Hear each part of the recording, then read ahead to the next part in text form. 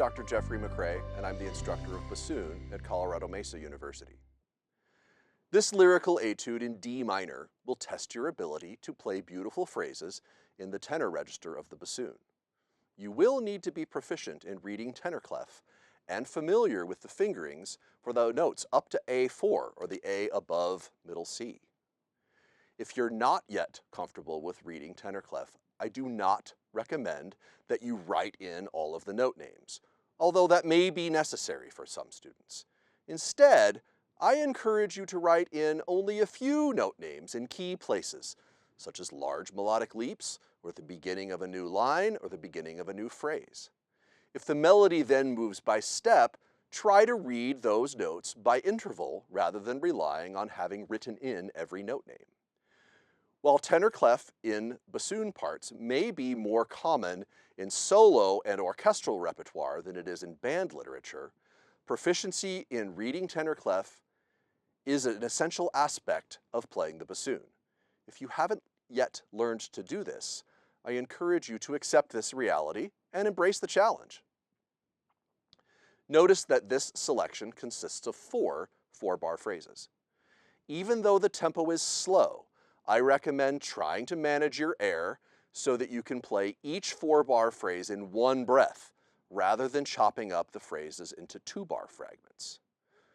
While you are learning this etude, use the metronome to pulse the 8th note so that you get used to relating the rhythms to an 8th note subdivision.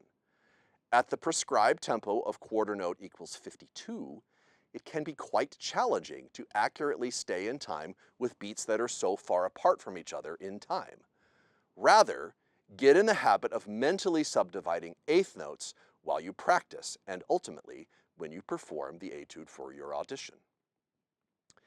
If you consistently subdivide 8th notes while you're playing, I believe you'll make fewer rhythmic errors. Watch out for the 32nd notes in measure 11 and in measure 19. These 4 32nd notes take up the same amount of musical time as one 8th note. We must take care that 8th notes, 16th notes, and 32nd notes in this etude are all played in their proper rhythmic proportions. To do this, it's essential that we consistently mentally subdivide the 8th notes.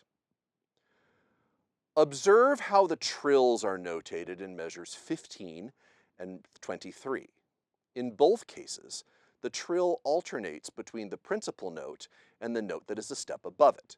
In the first case, play B natural, observe the accidental from earlier in the measure, and the C above it. There is no special fingering needed for this. Just use your normal fingerings for B3 and C4. In the second case, play E natural and the F above it. Again, no special fingerings are needed. Just use your normal E3 and F3 fingerings.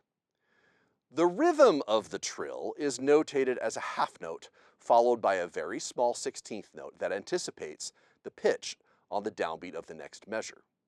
Think about this 16th note as being precisely the last 16th note of the last beat of the measure.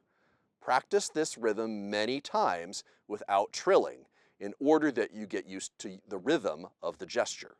Be sure to practice with your metronome pulsing the 8th notes, and I'll demonstrate.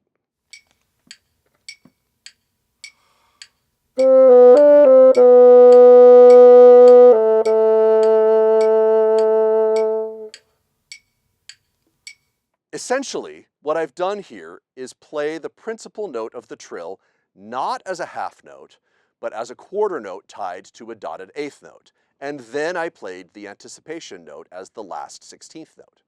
I strongly recommend practicing this measure many times in this way before trying to execute the trill. When you are ready to start executing the trill, it's essential that you stay mentally engaged in the rhythm of the gesture. Too often, I hear students play trills in such a way that it's clear that they stopped counting. One way to manage this is to plan out precisely when you intend to stop trilling. In the case of these trills, I propose to stop trilling exactly on the and of beat 3, which leaves you adequate time to execute the anticipation note.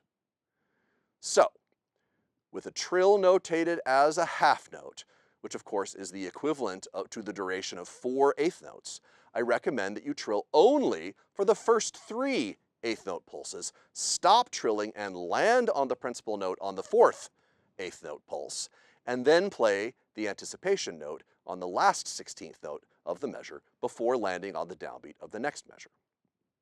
All of this can be done perfectly in time, and I recommend practicing this with the metronome pulsing eighth notes.